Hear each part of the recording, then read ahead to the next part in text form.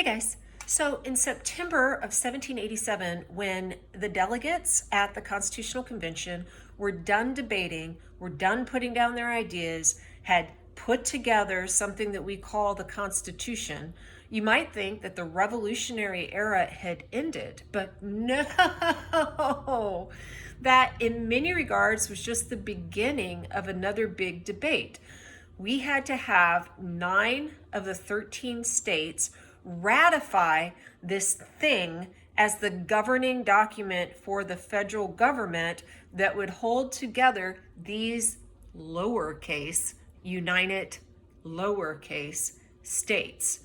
And that was not an easy fight. And that brings us to the topic of our lecture today, which is the Federalist Papers. The Federalist Papers were the brainchildren of Alexander Hamilton. He organized the writing of them. He first asked his friend Gouverneur Morris to help out, but he didn't want to. So Hamilton went to John Jay, who was also from New York. That name should be familiar to you. That guy was at the signing the Treaty of Paris. Remember, he was part of that delegation with Benjamin Franklin and John Adams at the end of the war. And he asked a Virginian, James Madison. They would get together and they would start just writing thoughts about why the Constitution should be put in place. Now, Hamilton actually wanted a stronger central government than Madison did at the Constitutional Convention. And later on, even though they are allies in the writing of these essays, they will have a falling out because they do really have a different political vision in some ways, though they also have a similar vision in some ways. Oh my God, it's like people can agree on some things and disagree on others. Whatever their political divisions later, and Hamilton and Madison will be in completely different camps. So don't be confused when later on you're like, why are these guys trying to beat each other up? When they're writing the Federalist essays, well, and later too, both Hamilton and Madison are intellectual powerhouses. They know what they're doing with a pen. Hamilton's going to write 51 essays. James Madison is going to write 29. And John Jay, don't dismiss him. He was doing the best he could. He got sick. John Jay wrote 5. He still matters. He still gets credit. Regardless, why were they writing all of these essays?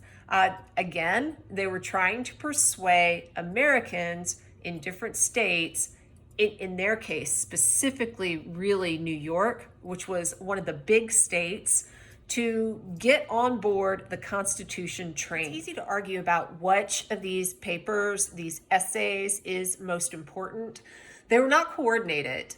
Essentially, Hamilton wrote his, Madison wrote his, and Jay wrote his, and they were just kind of trying to hit deadlines in the papers to get them out. But each of them makes a pretty big contribution to thought about government as we look back now. If you didn't want to read all of them, and you said, Professor Lane, which one should I absolutely at least touch upon? I would say pick up Hamilton's number 78, because he talks about how the court is an interpreter of the law. Essentially, Hamilton looks at what will become judicial review. He asserts that you have to have this body, this referee, so to speak, out there. So that one's very important from him. John Jay wrote Federalist 64, and that looks at how the Senate ratifies treaties, which is very important and something that Jay knew a lot about. Like Hamilton knew a lot about the courts. He was a lawyer by trade, so he would be a natural fit with the judiciary. John Jay had been a diplomat, so he's a natural fit with treaties. And then finally, James Madison, while I think that there are several that you could highlight, my favorite is Federalist 10, which looks at faction. If you want to know what faction is, think about the political parties today. The Republicans and Democrats obviously disagree with each other, but look within the Democratic Party. Are there different groups within the Democratic Party that don't exactly see eye to eye? The same as within the Republican Party. Are there different groups who don't necessarily support always the same candidates, that have different visions about what are the best policy prescriptives? Of course, you put all these different little groups underneath this one big old circus tent, because I like to think of politics a little bit as a circus. And they try and figure out what their circus is going to look like, while the other party has their circus. And I don't, you think about the different factions as like the trapeze artist versus the lion tamers versus the elephant painter people. The highest ranked politician in that party in any given year is typically the ringmaster, but ringmasters change. They come, they go. You still have the factions. There's still the trapeze artists. There's still the lions and their tamers. There's still the elephants and the people who help them paint. I've seen that happen. I saw it happen in Thailand. An elephant took up a paintbrush and it painted. Of course, I'm just trying to give you a metaphor to help you understand. A faction is a special interest group, so to speak. The founding fathers had a lot of suspicion about factions because some great political writers, guys like Montesquieu, pointed out problems with them. If the lion tamers get super strong, the lions might eat the trapeze artist, which causes war.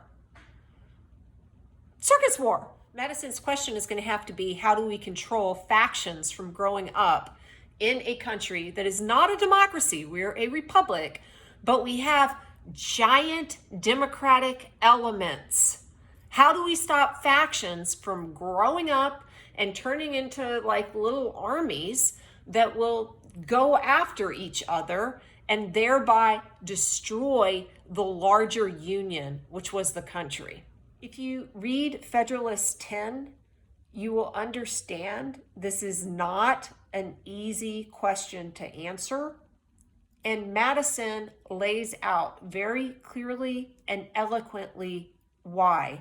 Within Federalist 10, James Madison writes, "Liberty is to faction what air is to fire, an aliment without which it instantly expires." So listen to that really carefully. Liberty is to faction what air is to fire.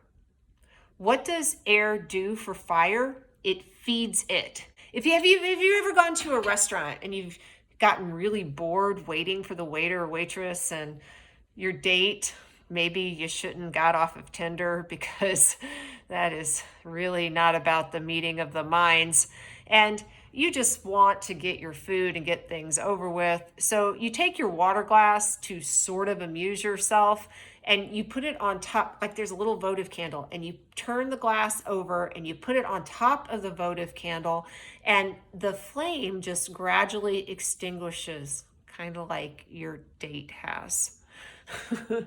What is that process? Why? You need to have the air feeding the fire.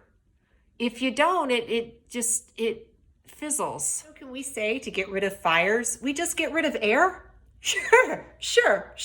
Of course, that would kill everyone, but that would indeed work. If liberty is to faction what air is to fire, you could also just kill all the liberty. Just get rid of that, and you won't have any factions anymore. Yeah, that's a good idea. We're going to make everyone have the exact same opinion because there's only one way to look at things. And if we do that, no one will be fighting anymore. Everyone will get along, and it will be roses and champagne and yay. But no one will be free. It's a hard topic. How do you deal with factions? How do you grapple with them? Because they can also be dangerous. This is what James Madison looks at in Federalist 10, and it's worth reading for that reason. The Federalist essays today are considered master works of political science. It's a little bit ironic to know that New York did not ratify the Constitution before the Constitution was ratified. What do I mean? New York was not one of the first 9 states. And as soon as 9 states ratified, well, New York was in it. They had to be on board. The Constitution was the governing document for the land. The Federalist Papers, also called the Federalist Essays, also called just as a collection, the Federalist, are often cited today by judges in rulings. So it's good to have a handle on the arguments that are therein. They're considered part of the American canon as far as the formation of our institutions is concerned. A lot of the arguments within them are still very relevant to today, and they're worth taking a look at. As I mentioned in a previous video, the Revolutionary War lasted from 1775 to 1783, but the Revolutionary Era started in 1764 and jogs along until 1789. That is because then, in 1789, the Constitution had been ratified. The country had a new form of government that was more stable. The President of the United States, our first president, George Washington, will take office, and we'll begin a whole brand new phase. That's really when our country truly becomes the capital U, United, capital S states, the United States. I'll see you next time.